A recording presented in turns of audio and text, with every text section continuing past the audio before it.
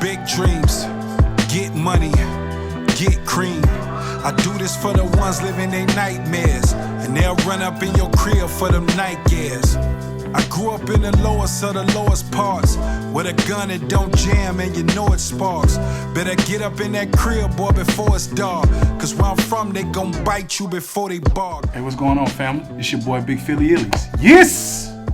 So, I got into this project, DEFY the ODDS, really in the last 2 years. You know, if I be honest, and if you ain't been living under a rock, I'm sure you know that we have been faced with some crazy times. We are still in what you would consider a pandemic. We, have dealt with racism that is dividing this country. We have dealt with some just experiences that were traumatizing to the nation. And then on top of that, the economy is wilding right now. Gas prices high, stuff is going on. People are really trying to find, just get their head above water. You know what I'm saying? Unemployment, which is crazy to me right now, is still very high. But, we living in those times. And around 2020, that's kind of like when we started seeing like the process and like the inception of what we kind of been dealing with the last 2 years. And I was just like, man, I want to write something to really inspire people, because, I saw what God did in the lives of so many others, in my family, my friends, even myself within the last 2 years. It's been crazy, but, you know what I'm saying? Like, I can really say that after all we've gone through, people we lost, loved ones, like there's something to still live for. There's a hope that we can still like look forward to. And I really wanted to put emphasis on that in this next album and really just inspire people to go after it, go get it, to realize that, listen, nothing is just not gonna come to you. You gotta get up, you gotta work, you gotta provide just work and provide strategies and going and getting it and the grind to actually be able to get the things that God has for you. So, ain't no sitting around. So I wanted to really, pinpoint that in this project. This project really speaks to different things as well. Like when I say defy the odds, a lot of people ask why you named it Defy the Odds. You know what I'm saying? I named it Defy the Odds because of the odds that we have faced within the last couple of years, and me personally, myself as well. It hits a personal place for me because, I'm a young black man that was born and raised on the east side of Jacksonville, what we know as Duval County. Duval, you know what I'm saying? So I have had my share of realities when it came to the color of my skin, doors closed in my face because of who I was and what I represented, and because I wasn't quote unquote sharp enough for them, you know what I'm saying?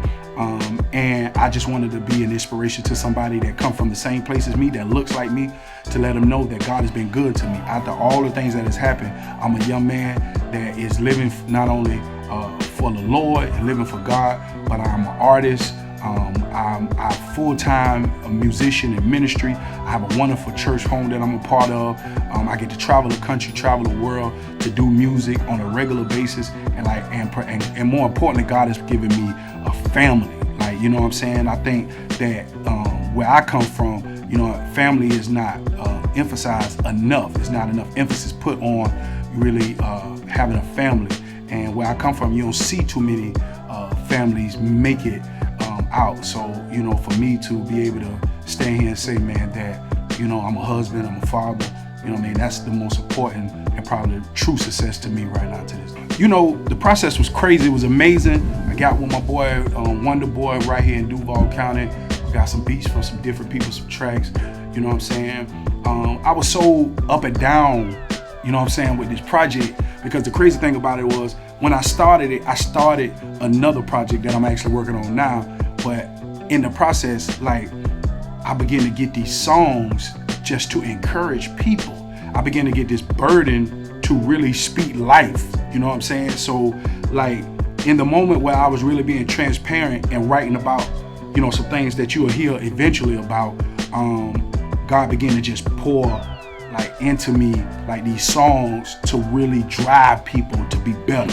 And I took a whole like 180 in the process of making the album. Like I still got songs that I shelved because I bust out like 8 or 9 songs talking about, you know what I'm saying, defying the odds, watch me defy, inspire, you know what I'm saying? Like this process, it came quick. And when I got these songs, they were coming so fast. I was like, oh man, this is crazy. And the magic just began to happen. I got with my boy, Wonder Boy. He began to put the magic on it, the sauce, mixing it. And man, look, before you know it, called a few people, like, hey man, I feel like you should be on this. I feel like you'll go good on this. They was like, man, let's do it. And it just worked out, man. And you know what I mean? And people got behind it. People, you know what I'm saying, pushed it. They loved it, you know what I'm saying? They loved the direction. They loved the sound of it and the quality of it. And you know, I'm blessed, man.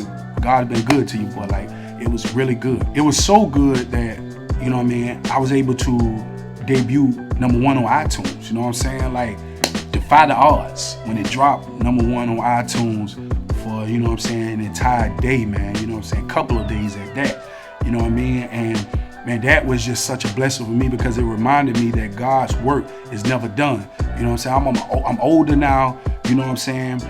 I've been doing this for a long time and I've never debuted an album #1 on any chart, you know what I'm saying? So for it to actually happen in the time that it happened, when you really get to the point to where you feel like, man, you know what I'm saying? Am I getting too old to do this now? Am I supposed to move on? This is a testament that, like, you can defy the odds. Like, it really was like, man, such a big awakening for me to really understand what God did for me in this project. Like, it was a testimony to me. It was a sign to me.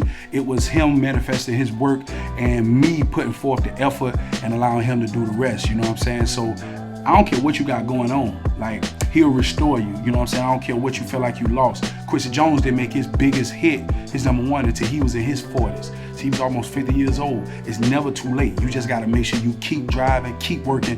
And the real thing is staying consistent. That's the most important thing. So after Defy the Odds, you finna get some more music. You finna see a lot more of me. And we just finna keep turning up. You already know what time it is. The important thing is, more than anything, when you listen to these songs, is to understand that after all you've gone through, after all you've endured, things that you've had to carry out, good, bad, ugly, indifferent, you know, all of those things, you still here, you still alive. And I think sometimes we look for something, for God to do something crazy and amazing. Like, we live in an age of social media where like, everybody is like posting wins, but ain't nobody posting losses, but people are really losing.